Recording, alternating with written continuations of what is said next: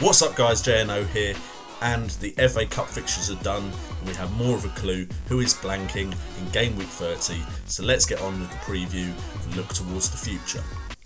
What's up guys, JNO here, and welcome to JNO United. Please like and subscribe if you enjoy the content, and remember, it's all about the game. Okay, so as you can see on the screen right now, my lineup is pretty simple. It's picked itself apart from a couple of positions purely because 4 teams are blanking this weekend because of the Carling Cup fixture between Man City and Liverpool.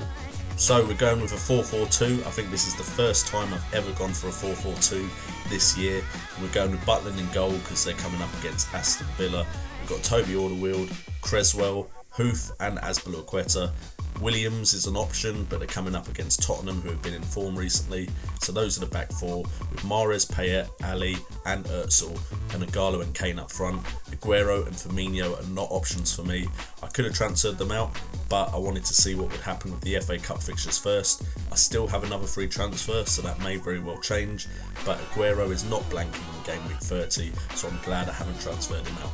And in the challenge to pundits, you can see the team on the screen right now. I'm going with Ben Foster, Nathan Ake, Christian Fuchs, Creswell, Willian, Mahrez, Ali, Payet, Costa, Vardy and Kane. They've all got decent fixtures and are all players that can score me big points, and hopefully I'll get back to winning ways. If you want to check out my article relating to this team and why I picked those players, you can check out FPL updates. There'll be a link in the description where I'm currently writing an article every week about Premier Punt and the Challenge to Pundits pot. Looking at the fixtures, there are a couple of games that stand out as potential point scorers for me.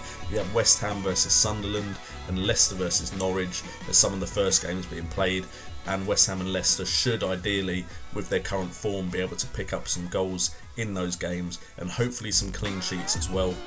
We have Stoke going to Aston Villa. Aston Villa have been very poor recently, so maybe the Stoke players that looked so good over the Christmas period can start finding that form again. Watford going against Bournemouth.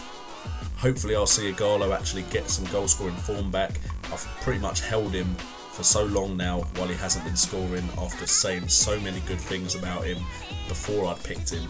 So I'm hoping holding on to him for just a little bit longer will benefit me this game week. And Spurs are welcoming Swansea to White Hart Lane, and I imagine Spurs should get some result there, but they don't have Dembele, and it's been proven that they play better with Moussa Dembele this season.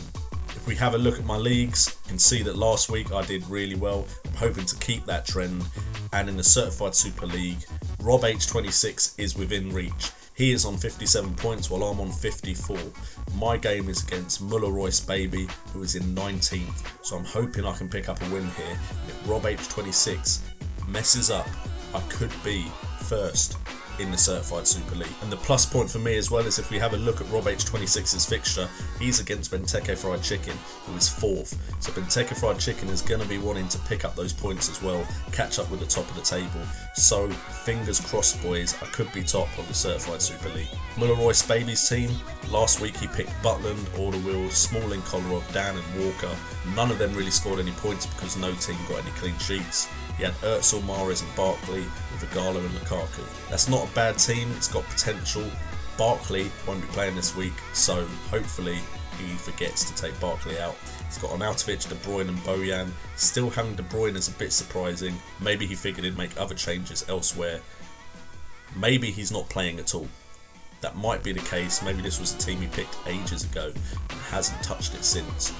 If that is the case, I'm hoping for a victory.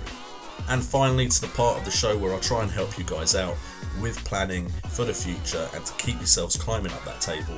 These are the fixtures that are possible for Game Week 30. Now, as you can see, Arsenal West Brom is still up there, but that is because Arsenal could still go out of the FA Cup. They've got to have a replay now against Hull, so if they lose that, Arsenal West Brom will be a game in Game Week 30. All the other games though are now confirmed because all of the participants are not in the cup for these games. So we're looking at Man City and Spurs as 2 of the big teams that are still in it for Game Week 30 fixtures. So likes of Aguero, Kane, Dele Alli, Toby Alderweireld, Silva if you've got him, any Man City defenders, they are still all going to play in Game Week 30. So you may have transferred some Man City players out because of Game Week 27, but there's no rush. If you can put them on your bench, like I've put Aguero on my bench, you don't need to get rid of them, and hopefully Aguero will score some points on Game Week 30. The fixtures out of those that are looking good to me, still Leicester, Newcastle, Arsenal, West Brom if it is a fixture, Spurs, Aston Villa and Man City, Norwich. So if you pile up on those players, it should be good for Game Week 30. And then the plus point after this is both Everton and Liverpool are blanking Game Week 27 and Game Week 30.